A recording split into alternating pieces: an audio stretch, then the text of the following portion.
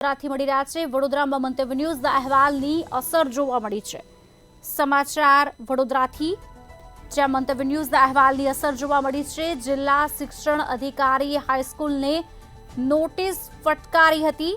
Tree house હાઈસ્કૂલને notice ફટકારી હતી, ત્યારે નોટિસ ફટકારી 2 દિવસ બાદ જવાબ પણ માંગ્યો હતો।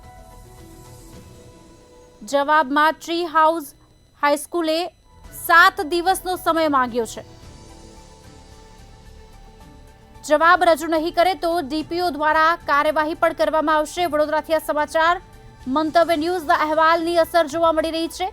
જિલ્લા શિક્ષણ અધિકારી હાઈસ્કૂલને નોટિસ ફટકારી હતી। મુદ્દે આપણે મીડિયામાં પણ 12/24ના રોજ અહેવાલો પ્રસિદ્ધ થયેલ છે। તે અંતર્ગત આપણે એમને નોટિસ પણ આપી છે।